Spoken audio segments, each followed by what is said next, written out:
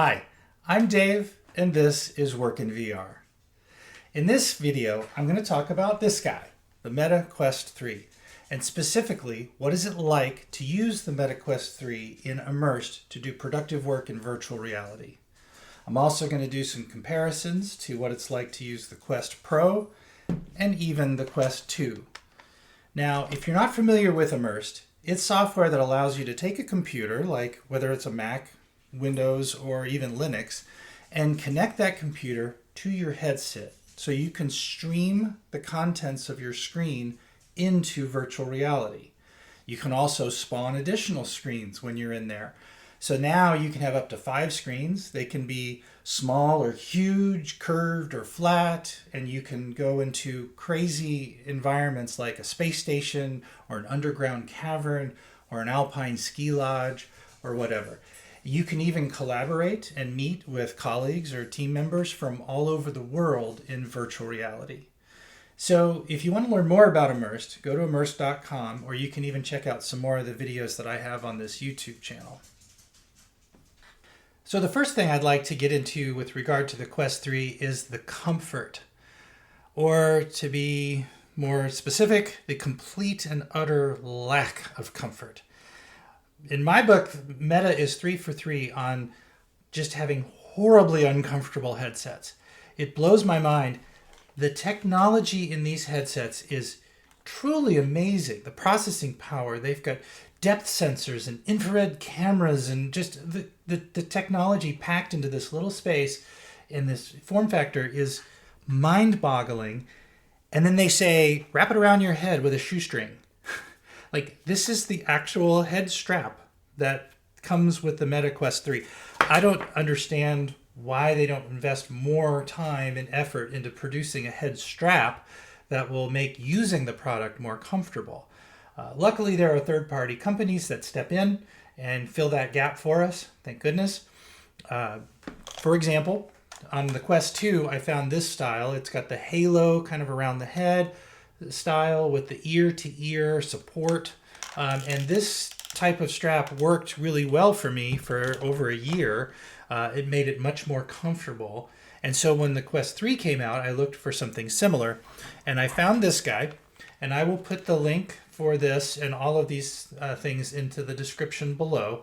This has the same kind of style, and yet this didn't really work out for me long term because the headset was pretty far away from the eyes. That was the biggest complaint about this one. And then these hinges were a little weak, so over time this would just sort of bend down and it would put more pressure on your cheeks. So ultimately this didn't work for me long term. But I found, thanks to some suggestions by some friends at Immersed, a head strap that was similar to the one I eventually found for the Quest Pro. So if you've seen some of my other videos, I have a video on comfort mods for the Quest Pro. And I made that video because when this headset first came out, there was no aftermarket strap for it, and it was horribly uncomfortable out of the box. It just was terrible. So I had this whole video about 3D printed clips and Velcro straps and little pads and things. And that worked for me for about 6 months or whatever. But eventually, this head strap was recommended to me. A company came out with it, a company called Globular Cluster, kind of a fun name, came out with this head strap. It's the reverse mohawk kind of style where you've got this strap over the top. It's got pads on the front and back. And then this worked really well with this headset because you have the battery in the back, and then you've got the actual headset in the front, which distributes the weight. So this head strap worked great, and we were talking about that in one of the Immersed public rooms, and somebody recommended this head strap from a company called Binbok. And what they have is the same type of reverse mohawk sort of strap with pads, big pad for the back.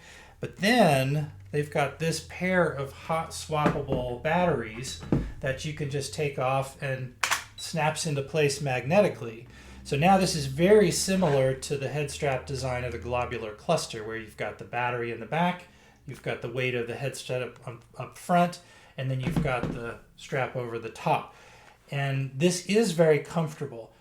Now, you might be saying, well, you're adding weight to the headset, and you're not wrong. The Pro is about 700 grams, and it includes the battery in the back. Without this battery, the Meta Quest 3 is only about 500 grams. So you have the ability to add some weight with the battery and still have it feel very similar to the two headsets. So I've found that this is a very comfortable head strap that you can use for the Meta Quest 3. Now, normally, I stay plugged in all day long with a 10-foot long USB-C cable that's plugged into a power brick. And the whatever headset I'm using stays charged all day long. It has been interesting with the Quest 3 and this Binbok headset to use the hot swappable batteries to where I'll use this for maybe 3 hours or so, and then I'll swap out the batteries. And you can work in this without being tethered all day long. Now, in a professional working in VR mode, there's usually no problem being tethered because usually you're either sitting or standing and the tethering's not a big deal. But it has been kind of fun to work without the tether using this head strap with the hot swappable batteries. Anyway, point is, don't put up with this garbage out of the box. Find yourself, whatever headset you use, find yourself a good aftermarket head strap that's going to be comfortable. A lot of people swear by the Bobo VR M2, I think it is. Bobo VR, go to their website and you can get their Quest 3 head strap to make it more comfortable, but you have to have something. The little shoestring that comes with the box is ridiculous. The next thing I want to talk about is really the killer feature of the Quest Pro that is sadly missing from the Quest 3, and that is eye and facial tracking. So a lot of us like to work in public rooms in Immersed, and you get this wonderful sense of camaraderie and friendship and this weird sense of accountability when you're working in a room with other people in virtual reality. Now, everybody works for different companies, and we're all working on our own things, but we're working together in the same space. You look around the room, you see everybody represented as avatars or sort of cartoony versions of themselves. Well, when you do that, you'll have conversations that are very natural, and sometimes people will laugh and joke. Well, with the Quest 2, there's no facial tracking, so your avatar is always expressionless. It's just sort of bland, not smiling or frowning, nothing. With the Quest Pro, there are actually sensors on the inside of the headset that are looking at your face and tracking your eyes. So if you blink or wink or smile or frown, your avatar reflects those facial expressions to other people in the room, and it's a much more natural experience. So to illustrate this point, I'm going to show you two video clips. The first video clip, everybody's wearing the Quest 2, and so you'll notice everybody is very bland with facial expressions, even though everybody's laughing at a joke that somebody told.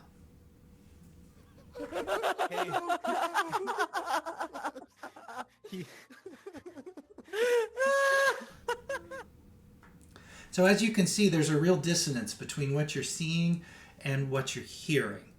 But now in this next video clip, everybody that you'll see is wearing the Quest Pro with the facial tracking. So now see what it looks like when somebody laughs at a joke. Unconsciously, I just looked at my hand expecting to see a menu. I'm like, okay. Well, I hope you weren't going for the do not disturb button. Exactly. How do I report my wife? Report. report.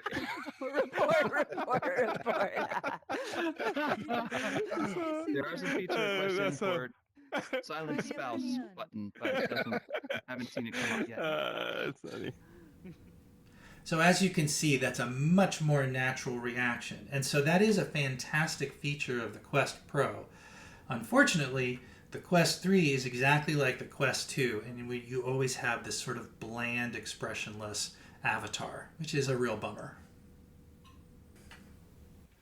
The next thing I want to talk about is pass-through. Every iteration of the headset has gotten better and better with pass-through.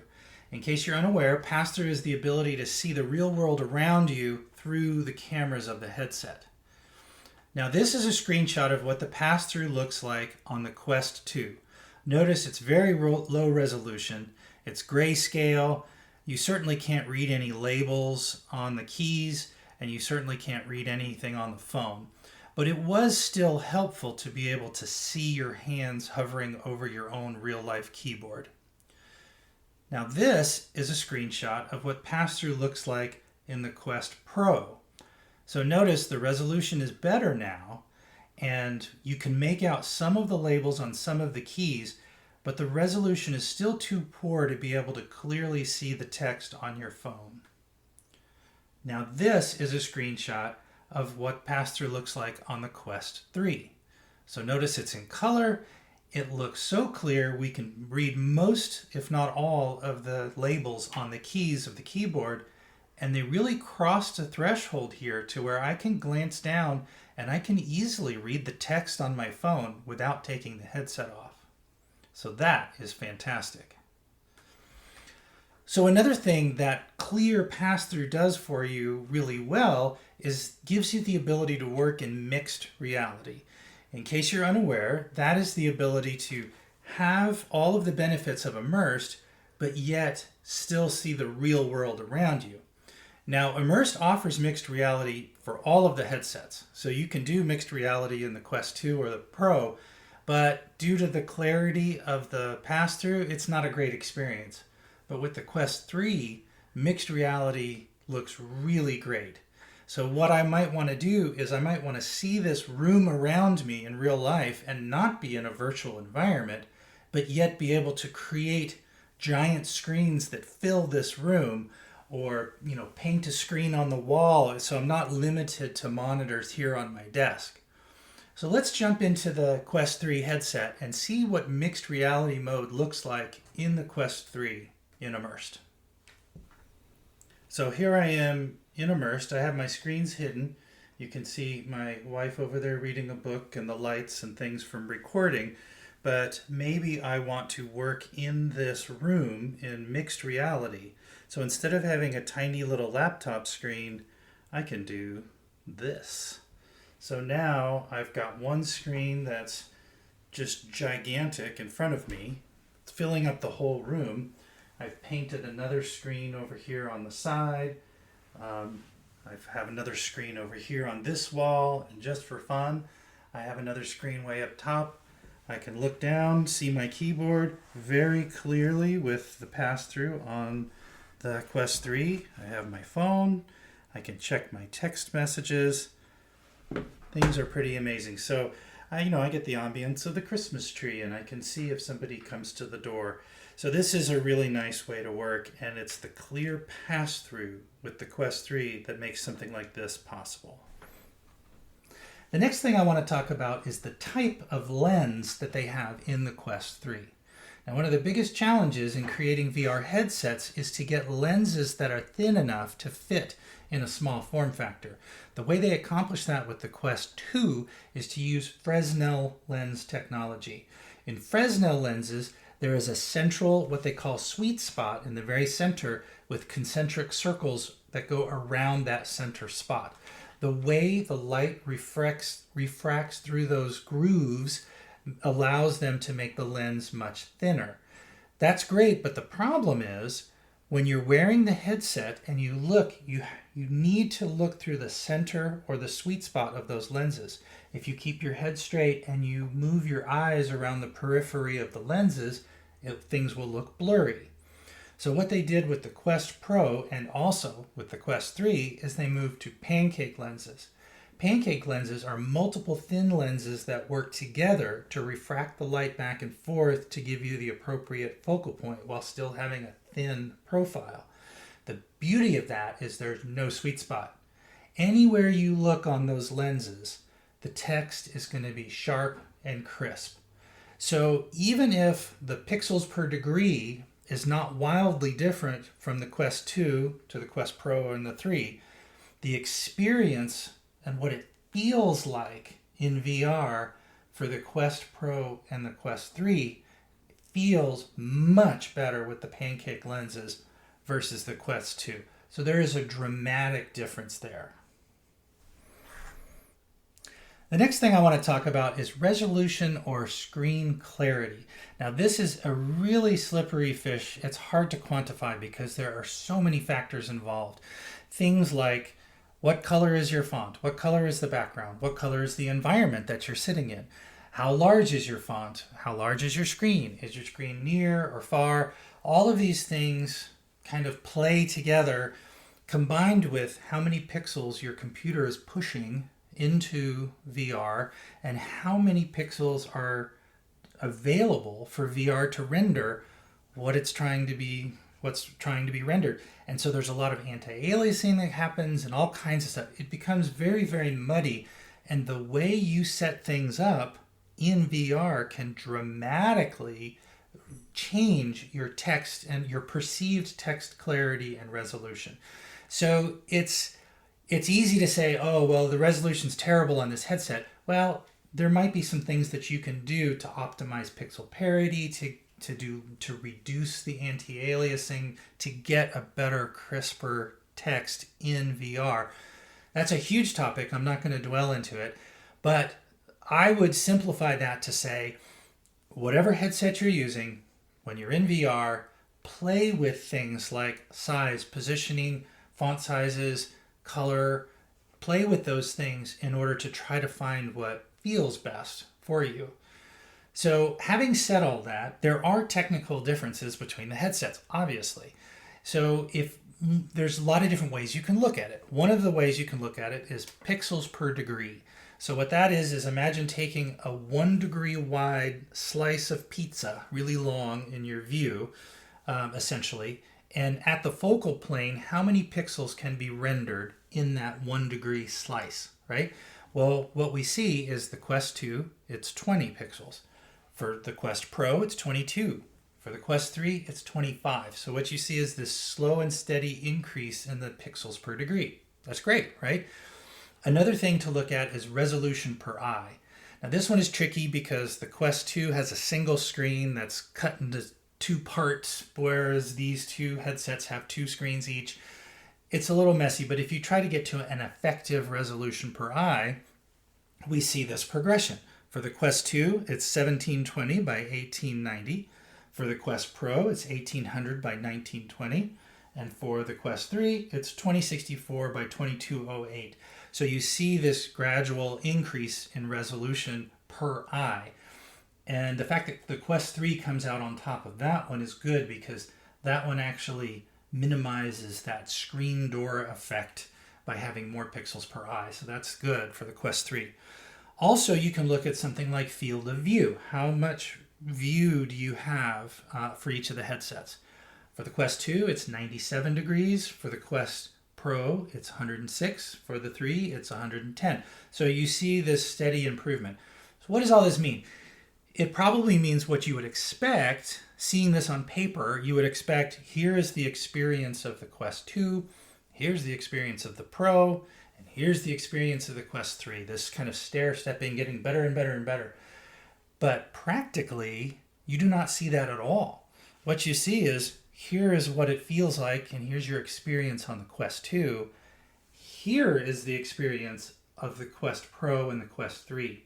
You have this dramatic difference between the Quest 2 and the other two headsets. However, the Quest Pro and the Quest 3 do not feel wildly different from each other. And the reason for that is this harkens back to the lens type. These both have Pancake lenses, which are dramatically better than the Fresnel lens in the Quest 2. So we do see that progression, and I would expect that progression to continue in future headsets. But again, these are not wildly different from each other. The next topic I want to talk about is performance.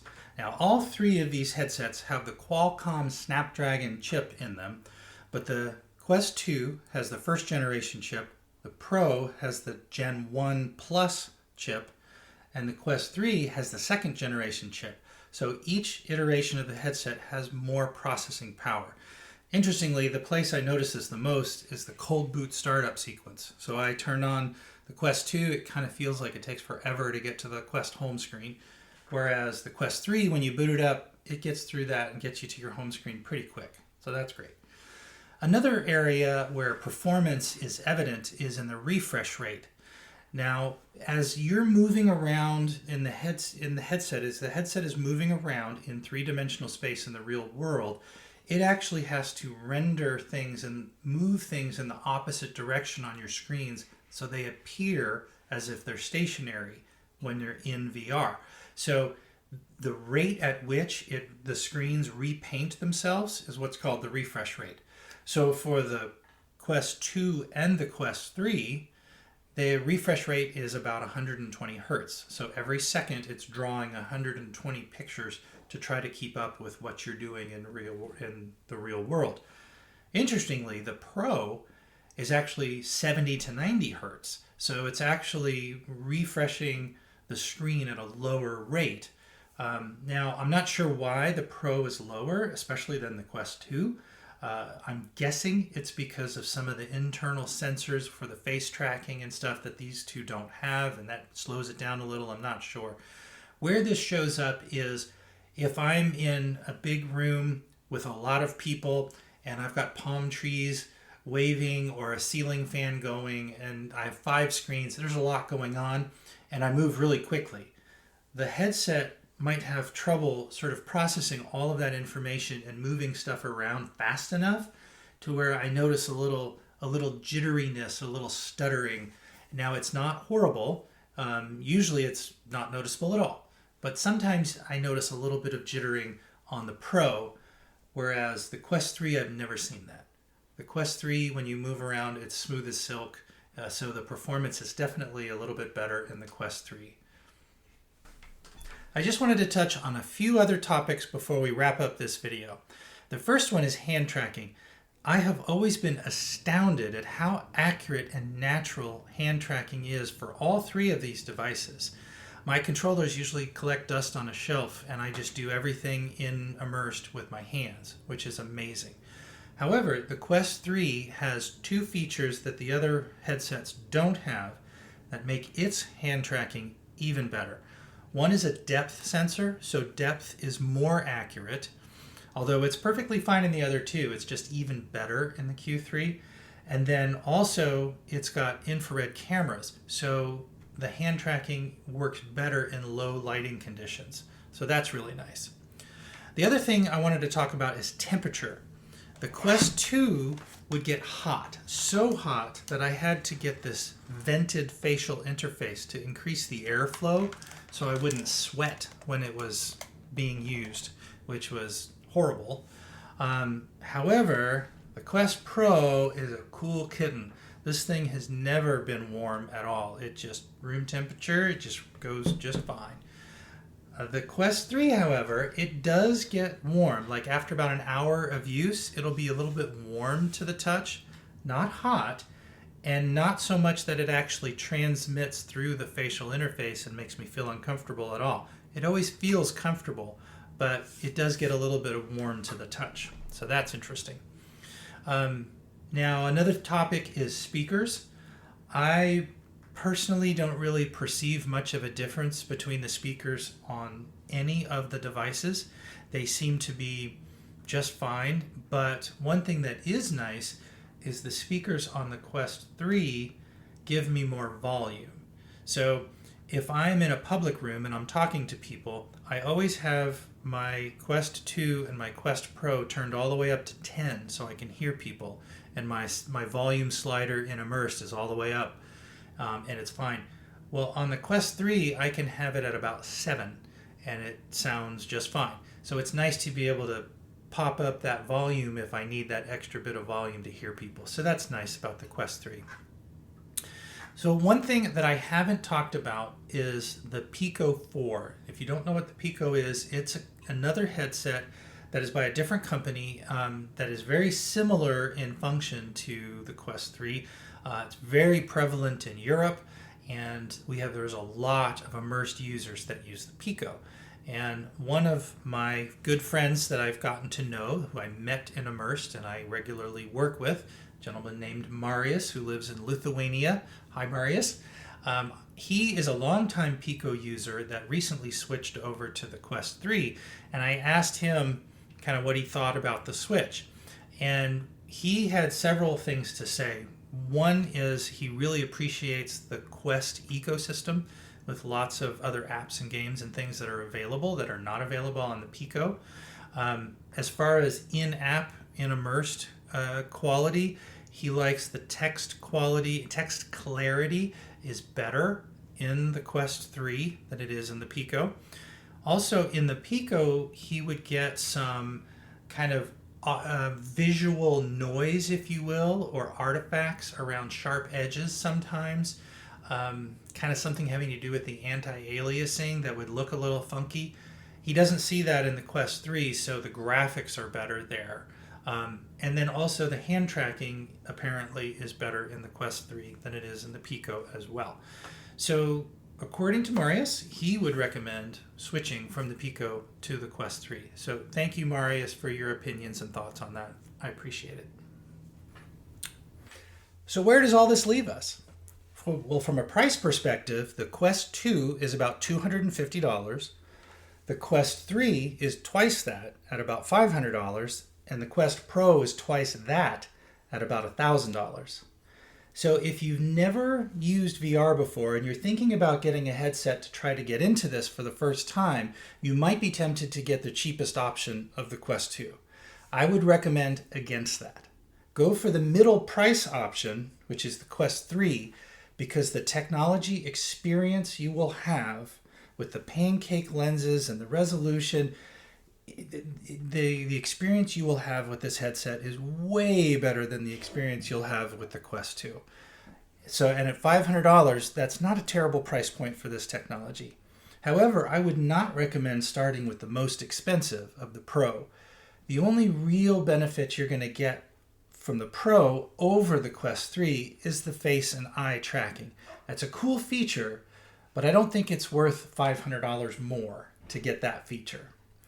So if you already have the Quest 2 and you're thinking about upgrading to one of these two, I would say the same thing. I would recommend definitely upgrade, but upgrade to the Quest 3. It'll be a good experience for you for not a ton of money. Now, if you have the Quest Pro and you're thinking, well, should I get the Quest 3? In this case, I would say no. I would not recommend doing that. You will get a little better performance with the Quest 3, a little better text clarity, definitely better pass-through, but you'll lose the face and eye tracking that you're enjoying today. And those improvements in the Quest 3 are not wildly different from the Pro. Overall, your experience is very similar between these two headsets. These two headsets are vastly superior to this headset. So that's kind of where I shake out on that. I would just recommend staying with the Pro for now. Now, regardless of what headset you have or don't have or whatever, definitely keep your eye on the Immersed Visor. So if you don't know anything about the visor, there's a link to it in the description below. The visor is Immersed's new hardware that they're going to be coming out with, probably late 2024, and it is going to completely revolutionize working in virtual reality.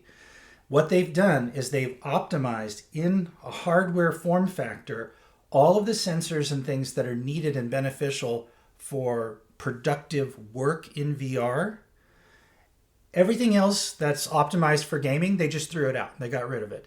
So it keeps the cost down, but it maximizes the experience that you have in the technology.